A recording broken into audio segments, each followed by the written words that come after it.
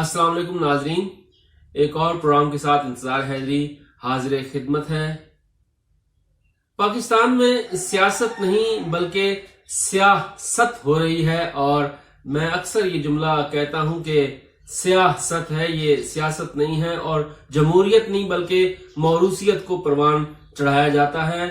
कल काला कोट पहनकर सुप्रीम कोर्ट जाने वाले और एक मुंतखब वजीर आजम को नाअहल करार दिलवाने वाले और उसके साथ उन्हें सजा याफ्ता वजीर आजम का खिताब भी देने वाले और सजा याफ्ता वजीर आजम नामंजूर के नारे लगाने वाले आज ग्रे कोट पहनकर इलेक्शन कमीशन ऑफ पाकिस्तान जा रहे हैं और सेनेट के लिए उसी नाअहल सजा याफ्ता वजीर आजम को वो सेनेटर मुंतखब करवाना चाहते हैं और फिर उसे चेयरमैन सेनेट बनाना चाहते हैं ताकि सदर की गैर मौजूदगी में चेयरमैन सेनेट कायम मकाम सदर बने। तो कल अपने मफादात के लिए एक मुंतखब वजीर आजम काबिल कबूल नहीं था और सुप्रीम कोर्ट जाया गया था और आज वही सजा याफ्ता वजीर आजम अपने मफादात के लिए सेनेट का चेयरमैन भी काबिल कबूल है और कायम मकाम सदर भी काबिल कबूल है। आप यकीनन समझ गए होंगे कि मेरा इशारा किस तरफ है। मियां नवाज शरीफ ने पाकिस्तान पीपल्स पार्टी के मुंतखब यूसुफ रजा गिलानी की नाअहली के लिए सुप्रीम कोर्ट से रुजू किया था और उसके बाद फिर उन्हें नाअहल करार दे दिया गया था, जिसके बाद मुजाहिरे भी हुए थे, कुछ और अवामिल भी थे उसके, मैं मजीद तफसील में नहीं जाना चाहूंगा, लेकिन मैं सिर्फ फिर वक्त फोकस जो मेरा है वो सेनेट इलेक्शन है कि सेनेट इंतखाबात के लिए अब यूसुफ रजा गिलानी जो है वो अपने कागजात नामजदगी जमा करवा चुके हैं और सेनेट इलेक्शन में वो हिस्सा लेंगे।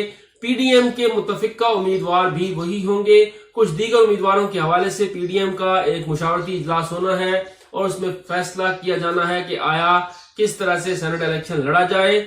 आपको एक और अहम बात जो बतानी है वो ये है कि यूसुफ रजा गिलानी का इंतखाब किया क्यों गया। यूसुफ रजा गिलानी का इंतखाब इसलिए किया गया कि यूसुफ रजा गिलानी एक सिंबल होंगे तहरीके अदम एतमाद के या तहरीके इत्तेफाक के। अब देखना होगा कि तहरीके अदम एतमाद की जो राह है वो यूसुफ रजा गिलानी के जरिए हमवार होती है या फिर इमरान खान पहले से ज्यादा मजबूत हो जाते हैं और हुकूमत जिस तरह से ये चाह रही है कि वो अपनी मुद्दत पूरी करे, बल्कि वजीर आजम तो ये बार बार कह रहे हैं कि 5 साल बहुत कम होते हैं तरक्की याफ्ता मुल्क बनाने के लिए, इसलिए मुद्दत भी बढ़ानी चाहिए।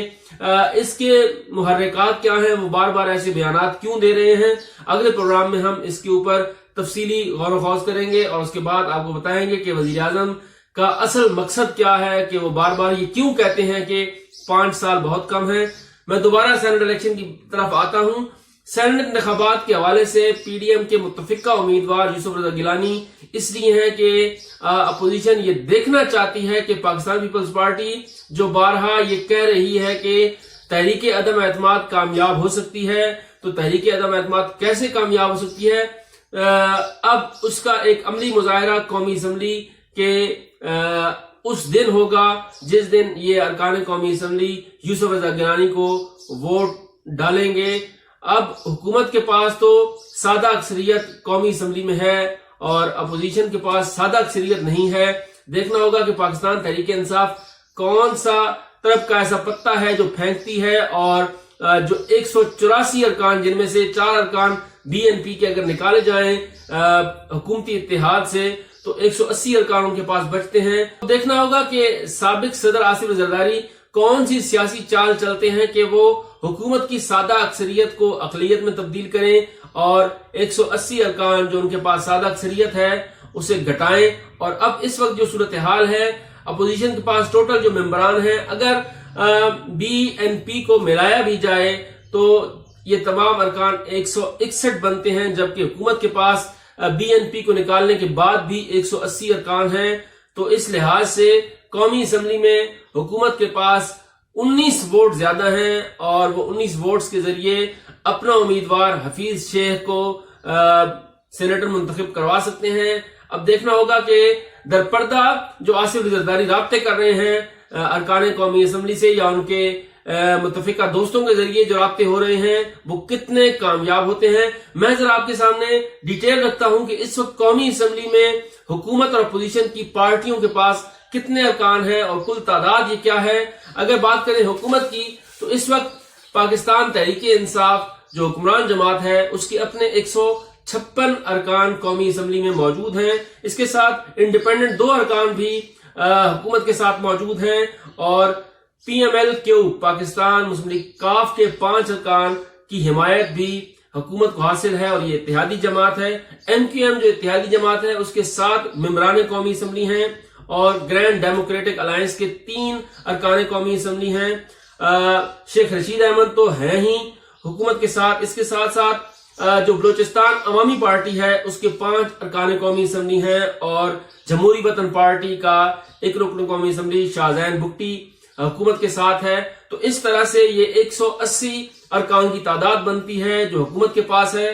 جو اپوزیشن کے پاس تعداد ہے اس میں مسلم لیگ نون کے پاس سب سے زیادہ تعداد ہے, وہ ہے 84 ارکان کی. اور اس کے بعد دوسری جو بڑی پارٹی ہے وہ ہے پاکستان پیپلز پارٹی جس کے پاس 54 ارکان ہیں اور 2 انڈیپینڈنٹ اپوزیشن کے ساتھ بھی ہیں جو پی ٹی ایم سے جن کا تعلق ہے علی وزیر اور محسن داوڑ.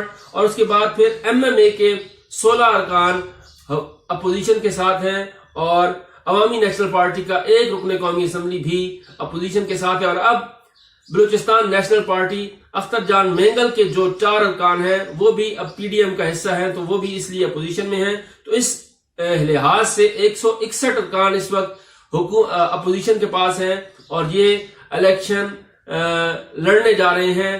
19 ارکان کم ہیں حکومتی اتحاد سے, لیکن اس کے باوجود آصف علی زرداری یہ قائل کر رہے ہیں پی ڈی ایم کی قیادت کو کہ ہم اپنا امیدوار کامیاب کروا لیں گے. اور اگر ہم اپنا امیدوار قومی اسمبلی میں کامیاب کروا لیتے ہیں سینٹ کے لیے تو اس کے بعد پھر یہی چیئرمین سینٹ ہوگا. کس طرح سے قائل کریں گے, کس طرح سے یہ مرحلہ طے پائے گا, یہ اب آنے والا وقت بتائے گا. لیکن ایک بات تو طے ہے کہ یہ بڑی جماعتیں صرف اور صرف اپنے سیاسی مفادات کو مقدم رکھتی ہیں. انہیں کوئی غرض نہیں ہوتی کہ یہ کس نظریے سے تعلق رکھتا ہے یا ماضی میں ان کا کردار کیا رہا ہے. کل تک سزا یافتہ وزیر اعظم کے نعرے لگانے والے احسن اقبال بھی اب اسی یوسف رضا گیلانی کو ووٹ دیں گے جنہیں وہ نااہل قرار دینے کے لیے احتجاجی مظاہرے کرتے تھے اور پارلیمنٹ ہاؤس کے سامنے وہ بینرز لہراتے تھے اور قومی اسمبلی کے اندر بھی اسی طریقے سے احتجاج کیا جاتا تھا جس طرح سے آج منتخب وزیر اعظم عمران خان کے خلاف احتجاج ہو رہا ہے اور اسے سلیکٹڈ کہا جا رہا ہے. سیاست بہت بے رحم قسم کا عمل ہے جس میں کل جو دشمن ہوتے ہیں وہ آج دوست ہوتے ہیں اور جو آج دوست بنتے ہیں وہ کل دوبارہ حریف بن جائیں گے. اور یہی صورتحال ہم دیکھ رہے ہیں کہ عمران خان بھی کسی دور میں اپوزیشن اتحاد کا حصہ ہوتے تھے اور نواز شریف کے حوالے سے وہ بہت تعریفی کلمات ادا کرتے تھے, لیکن آج وہی عمران خان نواز شریف کو کرپٹ اور چور کہہ کر پکارتے ہیں, جبکہ آصف علی زرداری کے حوالے سے بھی وہ ڈاکو کا لفظ استعمال کرتے ہیں. کل وہ یہی الفاظ پرویز الہی کے لیے بھی استعمال کرتے تھے اور شیخ رشید احمد کو بھی وہ چپڑاسی کہہ کر پکارتے تھے. لیکن یہ سیاست ہے اور سیاست میں اس طرح کے الفاظ اور اس طرح کی پالیسیز حصہ رہتی ہیں. خصوصاً پاکستان کی سیاست میں تو ایسے عوامل ہم دیکھتے آئے ہیں کہ دعوے کچھ کیے جاتے ہیں لیکن عمل کچھ ہوتا ہے. تو اسی لیے تو وہ کہتے ہیں کہ ہیں کواکب کچھ نظر آتے ہیں کچھ. اس پروگرام کے ساتھ مجھے اجازت دیجیے, اپنی رائے کا اظہار ضرور کیجیے. اگر آپ نے میرا چینل سبسکرائب نہیں کیا تو سبسکرائب کر کے مجھے شکریہ کا موقع ضرور فراہم کریں. اللہ حافظ.